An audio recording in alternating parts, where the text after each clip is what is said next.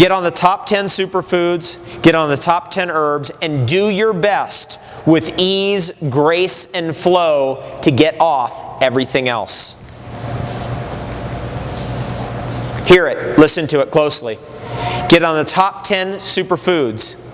Get on the top 10 super herbs. Do your best with ease, grace, and flow to get off everything else. Just let it drop away. So I got on a scale the other day, I weighed 190 pounds. Now there ain't no way that I could be taking in that many calories. No way. If I took in 2,000 calories in a day, it would be unusual. If I took in 3,000 calories in a day, it would be once a year. 3,000 calories. I used to take in 5,000 calories every afternoon for lunch. You know what I'm talking about. It's like, what? Like I eat one hand of cashews. I'm like, guy, I'm full, really full. Like I don't even want to look at food for hours. How did it happen? Not with willpower, not with trying. I didn't force anything. There's no diet. Here's how. You get on the good stuff, you let it do its thing on you. Goji berry, please help me. I need help. Right? Shazandra berry, that's a cool name. Help me. Ho Shu Wu, Mr. Ho's hairy back. You ever heard of Ho Shu Wu? Faux tea. In the Americas, we call it faux tea. It's a root. One of the great. It gives you an ecstatic experience. It should be illegal, but they don't know it. So thank God for the Chinese. They just keep bringing this stuff in, and the government's like, well, we'll just let it go.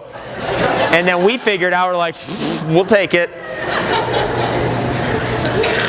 Ginseng. Watch this. You ready for this? Watch this. How many people here have heard of ginseng? Look at that. Watch this. How many people here take it every day? That's a vibrational discrepancy. Here's why you don't take it every day. You don't actually know. You're not totally sure. The marketing of Centrum multivitamins has made you sure to take that every day, or whatever other one is out there, right? What do you think's more powerful in the long term and has more historical usage? Ginseng or a multivitamin? So when we start getting little formulas of like, okay, let me get a little ginseng with rhodiola, which is an excellent super herb for this environment, and maca, which is another excellent superfood for this environment, and you start mixing these things together and you have those every day, and you fortify yourself and adapt to your environment, you start getting more than just the minerals and nutrients that are in there. You start getting the subtle energies of these herbs. And ultimately, that is what it's about. The deeper I've gotten into nutrition, the more I've gotten into, it's all about the herbs. And it's not herb number 408. I couldn't give a damn about that one. Neither could you. We ain't getting there. Which herb is it about? Top 10. Top 10. We're going to get to questions in a moment. Hold on to your questions. Write them down. Oh, do you want the top 10 herbs? Well, I've been naming them. Okay, I'll name a few. Okay, so in the Chinese system, I really love some of the Chinese herbs because they're adaptable to this environment. Cold weather types of things like goji berry, like Shazandra berry, ginseng, the medicinal mushrooms, of which there are dozens, but I'll give you 5 right off the bat. Popular ones: reishi, chaga, maitake, shiitake, cordyceps. Maitake, shiitake, cordyceps. So this is stuff you walk in the health food store and you just go, some guy, he said something about a mushroom, like magic mushrooms or something. Do you have those?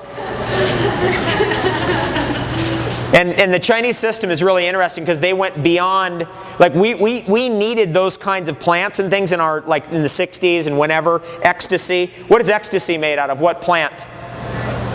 I know nobody here's ever done any drugs, but what plant is it made out of? It's made out of sassafras. So at a subtle energy level, if you want to feel ecstatic feelings in your body, but not be hit over the head with a baseball bat in order to feel it, but at the subtle level, you go to sassafras root bark, which you can buy from any herbal emporium. What's root beer made out of? Sassafras and sarsaparilla. the great anti-Lyme's disease plant, sarsaparilla. Those two together, and you make a kombucha out of that, you got root beer. That's pretty fun. As you get deeper into this, you start getting into this phrase, and this is something, I had my friend dig this out for me. I was like, dude, I can't read the Upanishads every word. You got to dig it out for me. So we dug it out. Here's the phrase from the Upanishads. The subtle energy of your food becomes your mind. The subtle energy of your food becomes your mind. Whoa.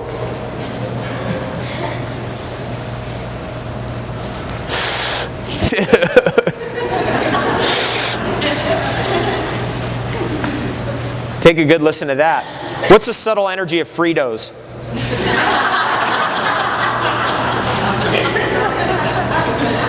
I was reading up just before I came on this trip. I literally went to bed last night at midnight.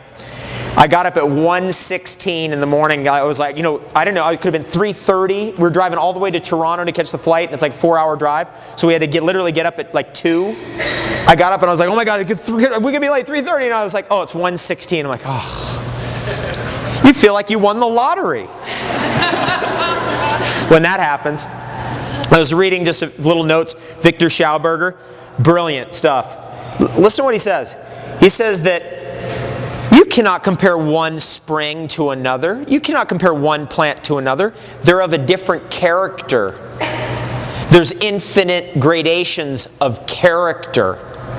Except back then they didn't have fast food. Right? All fast food is like one thing. It's like mass-produced generic, so it loses its character.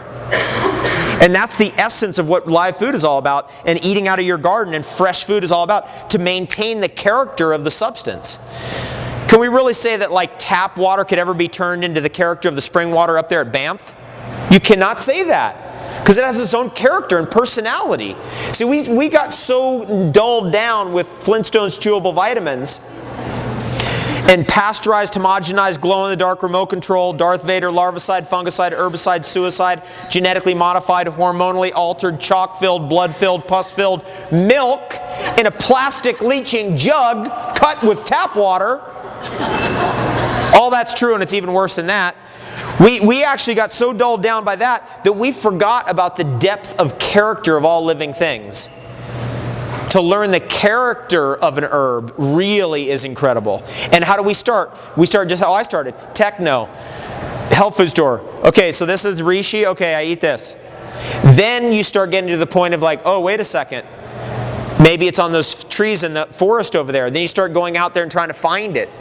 And you develop a deeper level of knowledge and a deeper level of a friendship with the character of reishi mushroom. The character of cordyceps mushroom. And that's where the magic is. It's in that understanding. And we're all starting at ground zero. I mean, we literally survived a nutritional holocaust. It literally got to the point we're eating chemicals. Right? Now it's like, okay, can we save our soul? And the answer is, number one, saving our soul has a lot to do with saving the environment. I like putting that out there. Saving our soul has a lot to do with saving the environment. And saving our soul has a lot to do with reconnecting to the great vegetable matrix of the planet Earth and all things that are living. Because as you do that, a number of things do occur for you. One is, you get more into the flow, the holy flow of hypersynchronicity.